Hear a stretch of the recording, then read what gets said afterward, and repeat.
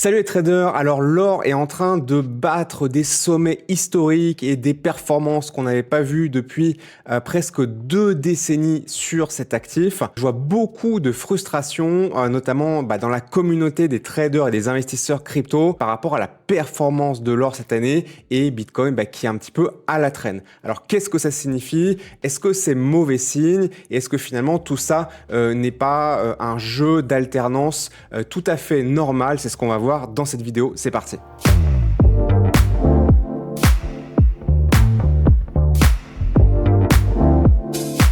Allez, bienvenue à tous dans cette nouvelle crypto capsule. Je m'appelle Silvermar, je suis trader indépendant depuis plus de 20 ans et fondateur de Stradogy. Pensez bien à mettre un pouce en l'air si vous appréciez ce type de contenu pour me signifier que je devrais en faire davantage et abonnez-vous à la chaîne si ce n'est pas déjà fait pour recevoir automatiquement mes prochaines analyses. Alors aujourd'hui, j'ai envie de faire une comparaison entre le Bitcoin et l'or. Alors c'est une comparaison qui est très souvent faite, tout simplement parce que ce sont deux actifs considérés comme des valeurs refuges qui sont souveraines et qui sont neutres. Neutres, ça veut dire qu'elles n'appartiennent pas à une société privée et elles n'appartiennent pas non plus à un État en particulier. Donc c'est vraiment des valeurs, des actifs, des réserves de valeur qui sont universelles.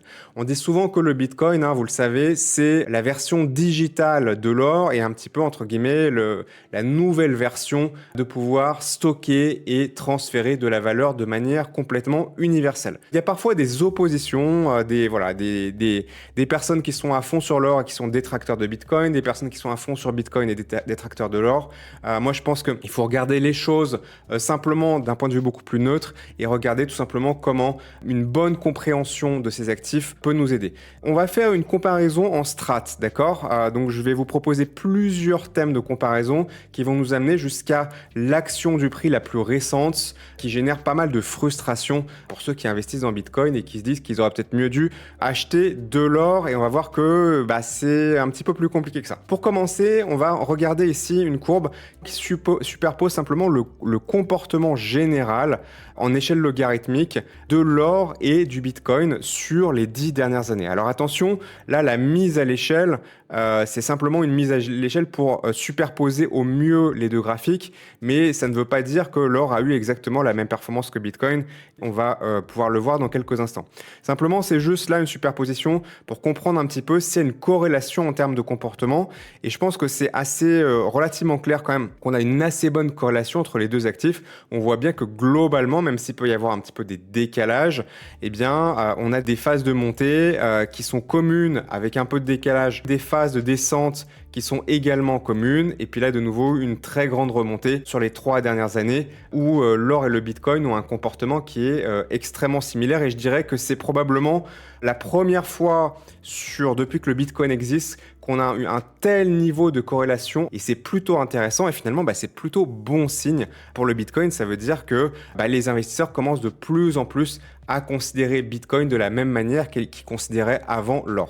Alors maintenant, si on regarde les choses d'un point de vue pure performance, d'accord, et qu'on fait démarrer les deux courbes sur le même point et qu'on regarde la performance relative en pourcentage, on voit que sur les 10 dernières années, l'or a fait plus de 100%, ce qui est honorable, mais pas particulièrement exceptionnel non plus. Vous auriez mieux fait, alors évidemment les cryptos, on ne pouvait pas forcément savoir en 2015, mais en revanche, ne serait-ce que la bourse américaine a fait mieux que ça, et l'immobilier aussi, bref, etc. Si on compare à la performance sur Bitcoin, qui est à plus 37 000%, sur les 10 dernières années, évidemment, il n'y a absolument pas photo, et la différence est tellement énorme qu'on a l'impression que la courbe de l'or est complètement à plat et qu'elle a fait du surplace.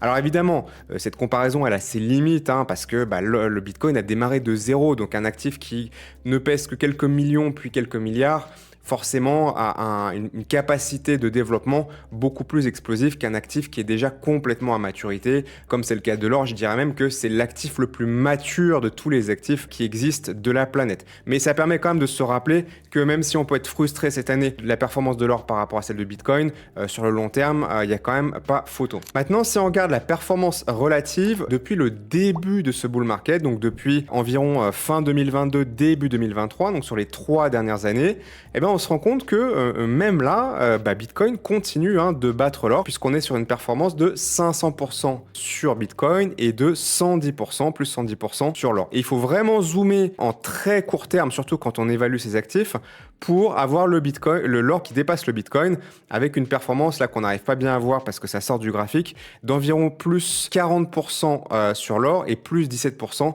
en year to date, c'est-à-dire depuis le début de l'année 2025. Maintenant, là où ça devient beaucoup plus intéressant, c'est de regarder sur ces dernières années un petit peu la danse et le jeu qu'il y a entre ces deux actifs. Plus des actifs sont corrélés, plus ils sont considérés comme étant entre guillemets un petit peu dans la même catégorie et où les investisseurs, les traders vont aller ou en ressortir un petit peu au même moment, et plus les décalages qu'il peut y avoir momentanés entre les deux représentent en réalité des opportunités d'arbitrage. Qu'est-ce que c'est qu'une opportunité d'arbitrage? C'est quand deux actifs corrélés se mettent un petit peu à dériver l'un de l'autre, et on sait très bien que comme sur le long terme, ils ont un comportement similaire, eh bien cette décorrélation va recoller et ils vont revenir à un moment donné sur le même point. Et c'est quelque chose qui est très très visible sur ce cycle où justement, comme je vous le disais, on a une augmentation de la corrélation entre l'or et Bitcoin. Donc on voit que globalement, le comportement est le même, avec Bitcoin sur les 3 dernières années qui a quand même plus performé que l'or. Là, encore une fois, je les ai resuperposés, mais ça ne veut pas dire qu'il y a eu exactement la même performance entre les deux. Et on voit que il y a des moments donnés où, par exemple ici, Bitcoin se met à décoller, et l'or est un petit peu à la traîne parce que Bitcoin monte globalement plus vite et plus fort que l'or. Et puis une phase de stabilisation ici pendant laquelle l'or se met à recoller et on a une fusion entre les deux et on revient entre guillemets sur un point d'équilibre. Et là, ça se reproduit à nouveau. Là, on a une poussée très verticale de Bitcoin suivie d'une correction alors que l'or continue de pousser. Et on a de nouveau un point de fusion ici. Donc c'est un jeu qui est parfaitement normal et qui représente de très très bonnes opportunités. Et on peut voir encore une fois ici, Bitcoin qui repart de nouveau un petit peu à la hausse ici, puis corrige alors que l'or fait de nouveau plus haut. Donc cette danse, c'est quelque chose de parfaitement normal sur des actifs qui sont corrélés. Et plus vous avez un décalage entre les deux, plus l'arbitrage et le rattrapage devient intéressant. Donc dans cette situation-là, moi je ne suis pas d'une part inquiet pour Bitcoin, puisque si globalement on a des actifs du même type qui poussent fortement, c'est bon pour globalement tout le secteur entre guillemets. Donc en l'occurrence, si on parle ici un petit peu des actifs multinationaux, souverains, réserves de valeur, etc., comme on peut finalement, dans ce sens-là, les mettre dans la même catégorie entre le Bitcoin et l'or. Le fait que l'or pousse, c'est une très bonne chose. Et le fait que le Bitcoin descende alors que l'or pousse, finalement, c'est une encore meilleure chose parce que ça représente une opportunité d'arbitrage et de rattrapage ultérieur. Alors attention, ce différentiel-là, il peut se faire pendant des semaines, voire parfois des mois dans certaines situations. Et ça ne veut pas forcément dire qu'il faut se précipiter immédiatement juste parce que sur le dernier mouvement, là, on a eu l'or qui a fait une nouvelle jambe haussière alors que le Bitcoin est en faiblesse. Mais moi, je serais plutôt finalement content que le Bitcoin continue de baisser pendant encore quelques temps, surtout si l'or continue de monter, puisque ce delta, cette différentiel-là va devenir de plus en plus finalement juteux. Ce qui serait intéressant aussi avec ça, c'est que ça pourrait potentiellement donner suffisamment de jus à Bitcoin pour faire une nouvelle jambe haussière, peut-être en 2026, et donc casser cette cyclicité de ce rythme de 4 ans qu'on avait eu jusqu'à présent depuis quasiment les débuts que Bitcoin existe.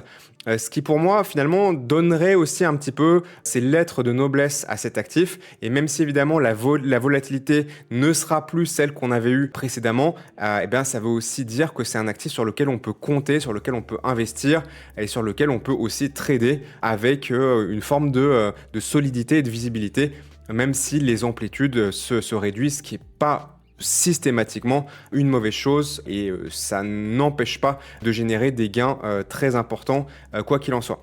Voilà ce que j'avais à dire aujourd'hui un petit peu sur cette analyse sur différentes dimensions par strat entre le Bitcoin et l'or. Dites-moi ce que vous en pensez en commentaire et si vous avez une autre vision des choses ou s'il y a des éléments de comparatif que j'ai pas mentionné dans cette vidéo, ce serait très intéressant pour moi.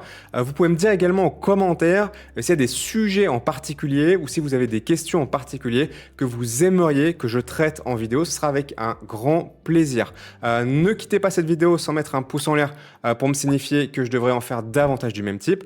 Abonnez-vous à la chaîne si ce n'est pas déjà fait pour recevoir automatiquement dans votre feed mes nouvelles crypto-capsules. Rejoignez le Discord, l'accès est gratuit, le lien est en description pour rejoindre la communauté et tous les conseils, les opportunités qu'on donne sur celui-ci. Moi, je vous dis à une prochaine vidéo et d'ici là, comme toujours, bon vent et bon trade. Salut!